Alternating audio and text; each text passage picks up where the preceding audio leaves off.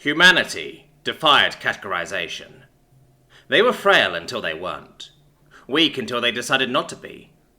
Prey that mingled with the predators of their world, and predators who championed the cause of those who would be their prey off-world. All other enlightened species would seek out unenlightened races and uplift them if they saw the potential for them to become powerful allies and supports in the future.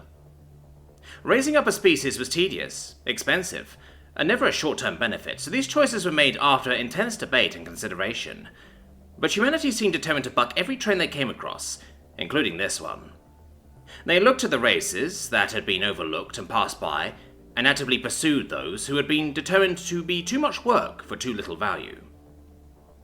While their counterparts handed out technology and signed treaties to make sure the uplifted species developed in a direction that would directly benefit them down the line, humanity threw themselves into the task far more deeply, intermingling with the races, and leading them by the hand through these various stages of accelerated development.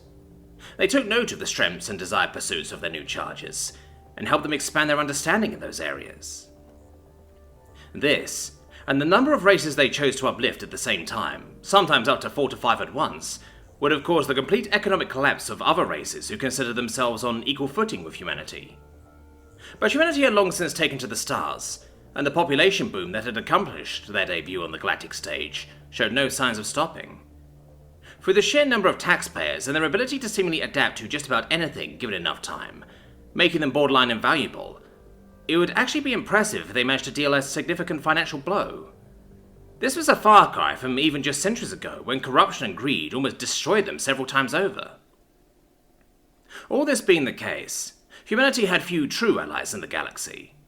Sure, they had peace treaties and agreements, allowing humans to travel and work among the various races, but they were considered too eccentric, too unpredictable, to be considered a steady ally in the eyes of their fellow races. They could be spurred to anger and violence at the slightest provocation, and be overcome merely by the cuteness of another race, almost within the same breath. This made them a target for the warmongers of society initially, but they soon found out that humanity's wrath was not merely for show, and individual races faced crushing defeats at the hands of a furious humanity. These defeats left sour tastes in the would-be conquerors' mouths, and as the decades passed, they reached out to one another, forming bonds through resentment and the desire for revenge and building up their armies once more to finally defeat the hated humanity. But they were still fearful that something might go awry, so they waited for an opportunity, watching for the perfect moment when a fatal hole could be seen in humanity's defenses, and eventually their patience paid off. A series of brutal attacks across several far-flung outposts has stirred the beast in humanity's heart, and the bulk of their fleets have been sent out to obliterate the offending force, leaving behind not an insignificant force, but spread out to safeguard the numerous planets under humanity's control. It was this moment the warmongers have been waiting for, the moment they have spent years painstakingly sneaking more and more ships to the edges of humanity's heart, the Sol system. Like black tendrils, lines of ships poured into the solar system, streaking towards Earth and smashing through humanity's defensive lines with sheer numbers, until they all converged around the green and blue jewel. They had finally done it, and they couldn't wait to see the human ambassador begging them to not destroy them. Who knew? Maybe if he groveled enough, they would leave a few 100,000 people alive. After all, survivors would spread the message better than statistics and reports. Just as they were about to hail Earth's capital, a message rang out in every single ship surrounding the planet, and their holoscreens flickered as the images changed the face of the human ambassador, his expression angry, but far less concerned than the invaders were comfortable with. I won't embarrass either of us by suggesting you don't know exactly what you are doing, so I'll keep it brief. We are willing to accept your unconditional surrender. You have until my next meeting, so about... The human checked his watch. 47 minutes and 19 seconds. After that, none of the ships in orbit over our planet will be left intact, and we will accept no responsibility for the lives of any crew members aboard the vessel. Make the correct decision. The warmongers were startled by the clear and apparent easy hack of all their systems, but they tried to comfort themselves by saying that if it was an actual threat, the humans wouldn't have simply sent a warning. They had to be bluffing. But it still gave them pause, and they decided to wait until the deadline to see exactly what humanity had in store, using that time to reinflate their egos and regain their shaken sense of superiority. When the human appeared on their screens again, this time, the leader of the warmongers didn't let him speak first. We have your planet at our mercy. Your fleets are on the other side of the galaxy, and the few allies you have cannot possibly make it here in time to be of any help.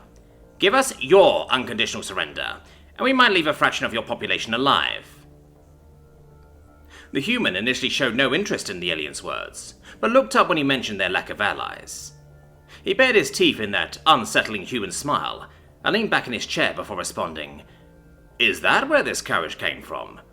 Well, I can't call sneaking into our system when the bulk of our forces are away courage, but I'll be kind and call it clever instead, though I use the word very loosely.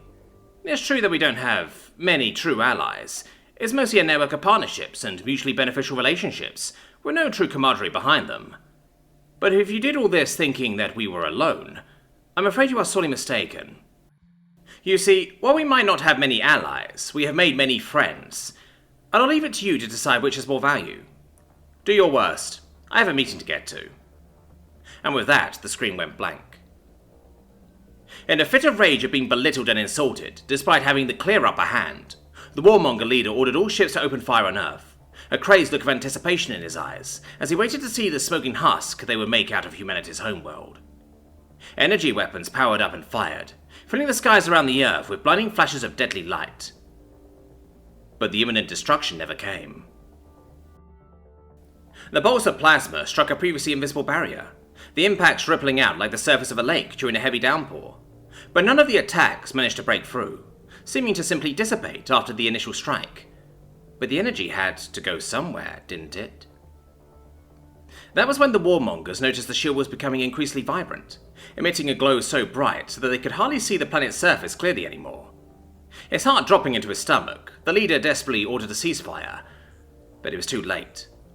Earth's barrier, which had absorbed all of the energy of the attacking fleet's barrage, released it all back to them in the form of a blindly bright wave that crashed against and shattered the countless vessels threatening her.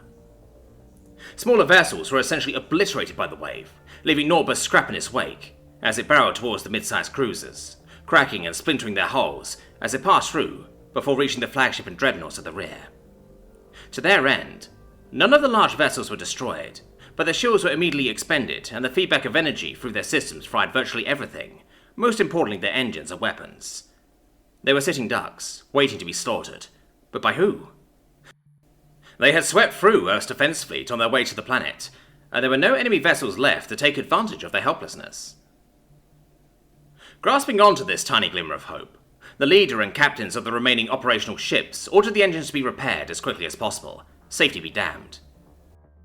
The only thing each and every one of them wanted was to get as far from these terrifying humans as possible. If they managed to scrape by with their lives this time around, they would never so much as darken the doorstep of a human colony ever again. Trying to leave? After all the effort you went through to get here? That seems like a bit of a waste, doesn't it? You should see things through to the end, don't you think? The human ambassador's voice taunted, ringing out across the surviving ships. Their hollow screens were in no condition to display a visual, but they could hear the smile in his voice.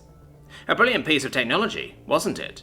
The ability to turn the tide of a no-win situation in a flash of light. Honestly, I wish we could claim credit for it, but it was a gift from a friend. You remember mentioning that we didn't have many allies, and you seemed quite proud of yours, yes? Well, the truth is, you and everyone else were so busy looking for allies that you forgot to make friends. Not a single one of our allies would have given away technology like this so selflessly. But a friend? Now that's a special bond. It transcends treaties and agreements and pacts, and all the legal and political bullshit. The sensors, which had only just barely been restored in the leader's flagship, screamed out in warning as wormholes were ripped open all around Earth, and several ragtag fleets of mostly mid-sized cruisers and smaller fighters poured out, almost like a swarm of tiny piranhas, before a group of great white sharks when compared to the dreadnoughts. But these sharks were toothless, and the piranhas smelled blood. The fleets barreled through the debris field that used to be the warmongers' fleets, their shields absorbing the impacts of smaller pieces of scrap, and releasing blasts of energy to force larger ones out of their paths on their way to attack the disabled foes. The leader stood in front of the viewport on his ship, in utter shock, even as the floor beneath his feet was rocked by explosions, and the small vessels took more and more bite-sized chunks out of his vessel. He recognized these insignias, these symbols emblazoned proudly on the sides of these otherwise unimpressive ships. The unenlightened, the ones they left behind, the ones they saw no value in, the ones no one had, no one except the humans. The last words the leader heard before a final massive explosion engulfed the bridge of his flagship and claimed his life were spoken with pride and disdain by the human ambassador. Friendship is worth its weight in palladium, and you couldn't see its value. Shame on you.